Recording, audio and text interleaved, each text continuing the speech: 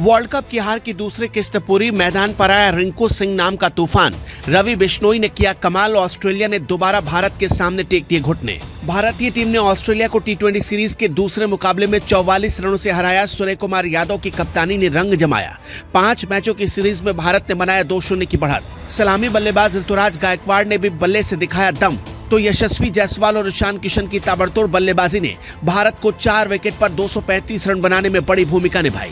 इन तीनों की अर्धशतकीय पारी के बाद रिंकू सिंह ने सिर्फ 9 गेंदों में 4 चौके और 2 छक्कों की मदद से ऐसी तूफानी पारी खेली जो भारत के इतिहास में किसी भी बल्लेबाज के एक बल्ले से अभी तक निकल नहीं पाई थी। ऋतुराज ने 43 गेंदों में 3 चौके और 2 छक्कों की मदद से 58 रन बनाए। इसके साथ ही यशस्वी जायसवाल के साथ पहले विकेट के लिए सिर्फ 35 गेंदों में 77 रनों की साझेदारी की। ईशान किशन के साथ दूसरे विकेट के लिए 58 गेंदों में 87 रन की पार्टनरशिप हुई। आज तो यशस्वी जायसवाल जैसे वर्ल्ड कप की हार का बदला लेने के लिए कसम खाकर उतरे थे।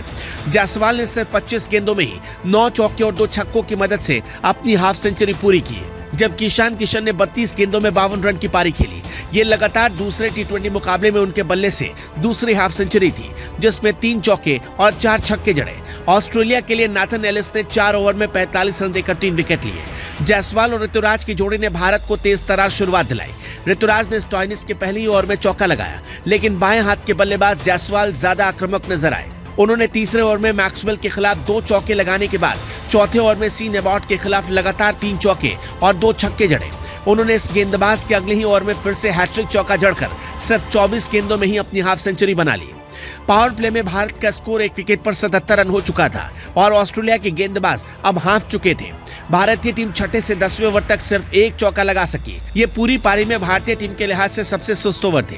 टीम ने इस दौरान रनों का शतक पूरा किया। ईशान ने स्टॉइनिस के खिलाफ 12वें ओवर से रिस्क लेना शुरू किया और छक्का लगाने के बाद 14वें ओवर में मैक्सवेल के खिलाफ लगातार गेंदों पर छक्के और चौके लगाकर टीम के रन रेट में तूफान सी तेजी ला दी। ईशान ने तनवीर संघा के खिलाफ 2 छक्के लगाकर टीम के स्कोर को 150 रनों के पार पहुंचाया। इस दौरान किशन ने सिर्फ 29 गेंदों में अपनी हाफ सेंचुरी पूरी की। आखिर में बचा खुचा काम रिंकू सिंह ने कर दिया। कप्तान सूर्य कुमार यादव आए, लेकिन 10 गेंदों में सिर्फ 19 रन बनाकर ही चलते बने। उन्होंने अपना खाता छक्का लगाकर खोला। उन्होंने जैम्पा की गेंद पर गेंदबाज के ऊपर से एक लंबा शॉट खेला जो सीधे स्टेडियम में बैठे दर्शकों के बीच पहुंचा, लेकिन दूसरे छोर पर संयमित बल्लेबाजी कर रहे ऋतुराज ने 18वें ओवर में एलिस की गेंद पर 2 रन के साथ 39 गेंदों में अपनी हाफ सेंचुरी पूरी की। भारत की पारी के 19वें ओवर में बल्लेबाजी करने आया रिंकू सिंह। रिंकू ने बॉट के खिलाफ 3 चौके और 2 छक्के लगाकर टीम का स्कोर 200 के पार पहुंचा दिया। ऋतुराज अंतिम ओवर में छक्का लगाकर आउट हुए, लेकिन तिलक वर्मा ने अपनी पहली गेंद पर छक्का जड़ दिया। भारतीय टीम ने आखिरी 7 ओवर में 111 रन बटोरे। ऑस्ट्रेलिया टीम की शुरुआत विस्फोटक रही। मैथ्यू शॉट और स्टीव स्मिथ भारतीय गेंदबाजों पर कहर बनकर टूट रहे थे।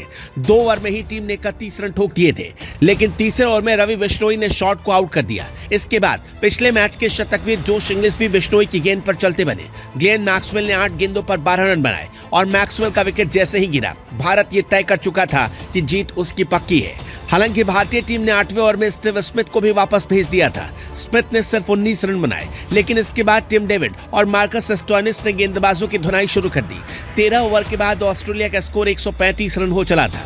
टीम मुकाबले में वापसी कर चुकी थी, लेकिन 14वें ओवर में रवि बिश्नोई फिर से वापस लाए गए और टिम डेविड का बड़ा विकेट उन्होंने ले लिया। टिम डेविड ने 22 गेंदों पर 37 रन बनाए। अगले ओवर में मुकेश कुमार ने स्टॉइनिस को आउट कर ऑस्ट्रेलिया की कमर तोड़ दी। अब पूरी सीरीज में भारत ने 2-0 की बढ़त हासिल कर ली है। 28 नवंबर को तीसरा टी20 मुकाबला जीतते ही सीरीज भारत जीत सकता है और वर्ल्ड कप की हार का बदला चुकता कर सकता है। वैसे आपको क्या लगता है, भारत ये कमाल कर पाएगा? हमें अपना जवाब कमेंट बॉक्स में जरूर बताइएगा।